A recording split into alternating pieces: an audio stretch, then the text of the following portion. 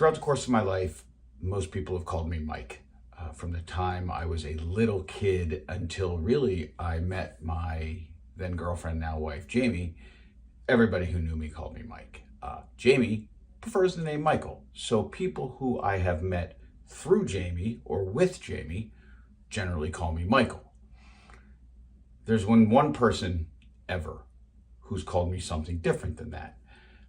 And as a child, I was small. I know that shocks you, given the 5'6", 155-pound person you see before you today. But as a child, I was really small. I was slight. And every once in a while, someone would call me Mikey, and I hated it. And I think it was a direct result of my size. As I got older, there was one person on the planet ever who was allowed to call me Mikey, and that was my mother-in-law, Marsha Surfer. Jamie's mom. And the minute I met Marsh, that was the first thing that came out of her mouth. And for some reason, it felt right. It felt cool. It felt fine. And I think it was probably something about Marsha, because she was cool, because she was different. She was the life of the party. She was just so much fun to be around the overwhelming majority of the time. As many of you know, October is Breast Cancer Awareness Month, and we lost Marsha to cancer that started in the breast in October of 2002. And I still remember the day we received her diagnosis. I had actually, on December 14th of 1999, proposed to Jamie on a flight, on a plane, on our way from Philadelphia to South Florida. The plane had significance in as much as we were long distance for a while, and I thought the plane was cool, and Jamie had already lost her dad, and I thought we would be closer to Henry, her dad, if I did it on the plane. And we landed in South Florida, and all of Jamie's friends were there, and my brother was there, and Marsha was there. And as we were walking through the airport that day, Marsha was really struggling. She was having a lot of trouble breathing.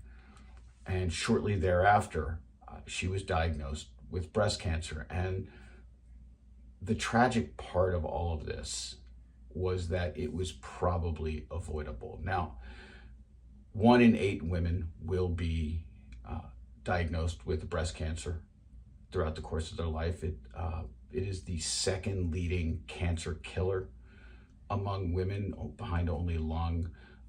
Nearly 3,000 men on an annual basis will be diagnosed with breast cancer, and because it is overwhelmingly ignored, it's usually not addressed until very late. It's also a very aggressive form of cancer in men. But for Marsha, it probably was avoidable because she had felt the lump quite some time prior to ever getting seen by a doctor, by ever receiving treatment. And of course, we understand why. She had lost her husband a couple of years earlier, the love of her life. She had lost a young child many years before then. She had suffered enough tragedy throughout the course of her life that, at least from my pop psychology standpoint, I just don't think she wanted to deal with something else. And ultimately, as I said, she did get diagnosed with breast cancer, but by the time the diagnosis had happened,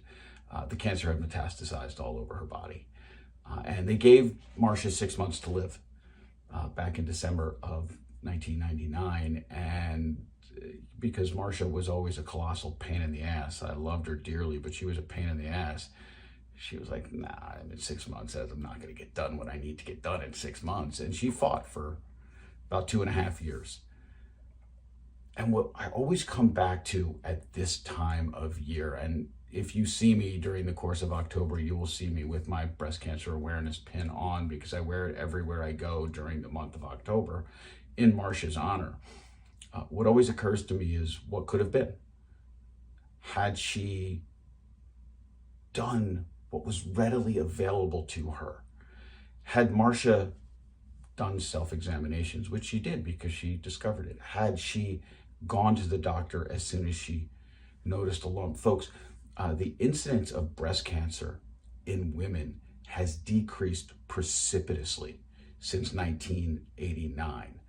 It's like 44% as high as it was like 35 years ago. And overwhelmingly, that's because of early detection. Overwhelmingly, that's because of advanced treatments. And as we sit here in this month of October, this message is a little bit different than others. What I'm asking all of you to do is get yourself checked out.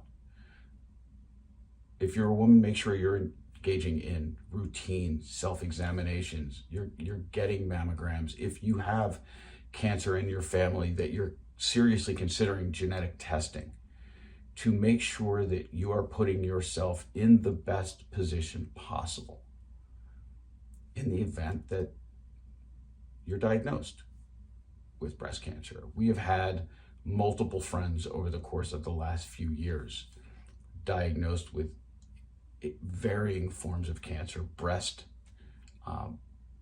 most popularly, for lack of a better word, most frequently. And fortunately, they're doing okay because of the early detection, because of the advanced treatment that is available these days. Thank goodness, because of research. Thank goodness, because of medical professionals who actually pay attention to real science. But again, all of that was too late for Marsha. And we miss her every single day. We miss her smile. We miss what was an unbelievable laugh that was contagious for everyone around her. And I miss having somebody who calls me Mikey. As we're here in October, please make sure you are taking care of yourself.